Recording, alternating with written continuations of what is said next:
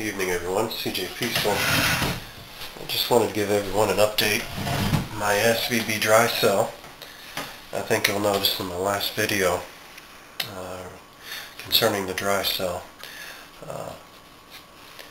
I was using at the time this HDPE or high density polyethylene plastic, aka cutting board material. And I made mention that a problem I've noticed with this material, and the fact that I'm starting to believe that maybe the reason why this cutting board was so cheap as compared to other ones similar size I've seen in other stores was maybe that it's not actually HDPE. It may be LDPE, which is a low density polyethylene plastic. I say that because of the easy warping, if you will, that occurred during the assembly of this dry cell. It didn't take much torque to actually start causing this to warp.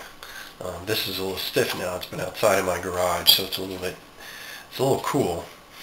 Of course, causing the molecular bond of the plastic to become a little bit more rigid. But in the last video, you'll see that I basically flex the corners here with not much effort, and they flex quite easily. But anyway, whether this is LDPE or HDPE, I don't think it's a bad product. I think it's just that the simple thickness of this cutting board is not going to be adequate for what I would like to do with my dry cells from here on out. So what I've done is I've purchased some acrylic from Home Depot. This is 1/4 inch thick acrylic. It comes in sheets, various sizes. I think the sizes I typically purchase are, I think it's 18 by 24 or something of that nature, and I think it's about $17, and I think it was 89 cents, 79 cents. Thought I'd give that a try and see what happens, and as you can see here, hopefully in the video, maybe I can zoom in.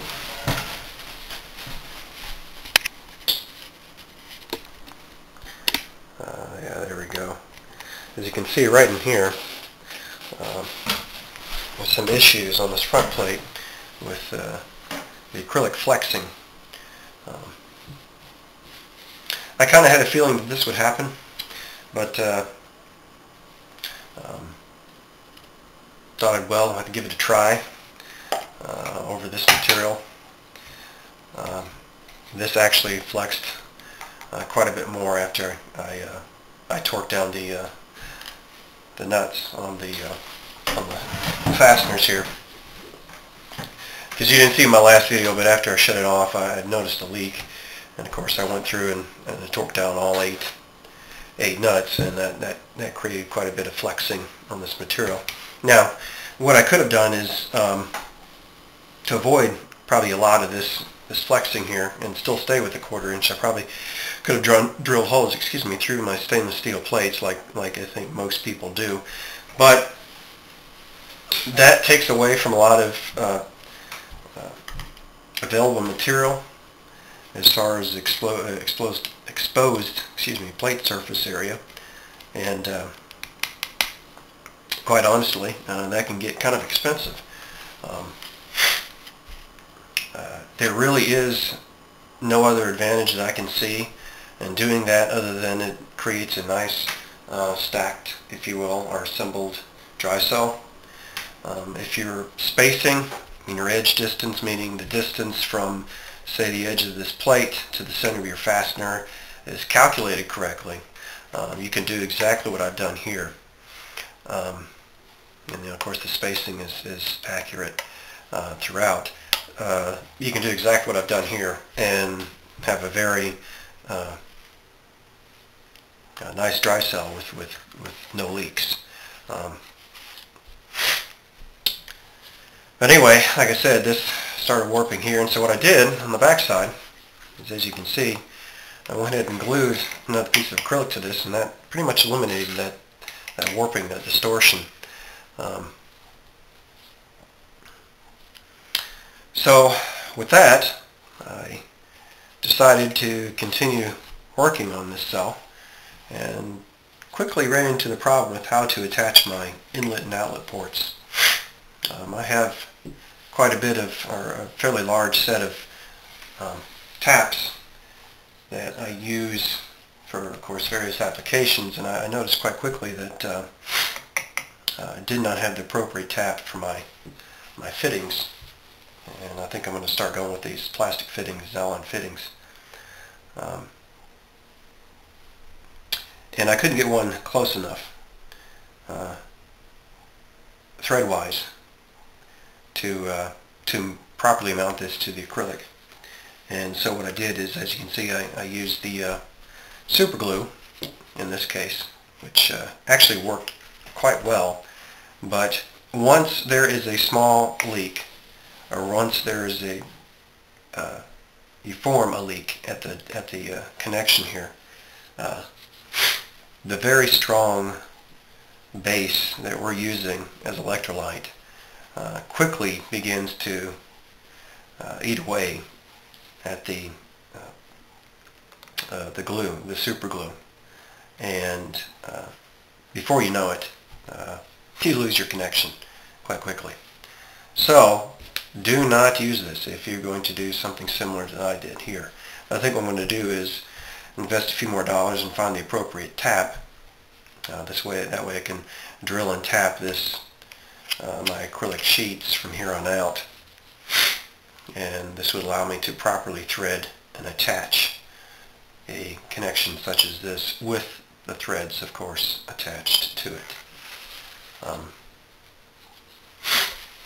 Another thing I want to point out too, and I don't think I've seen this in any other video, is I came across a problem with some splaying in the acrylic, and maybe kind of hard to see here in the video. I'm not really sure if you can see or not, but yeah, there we go.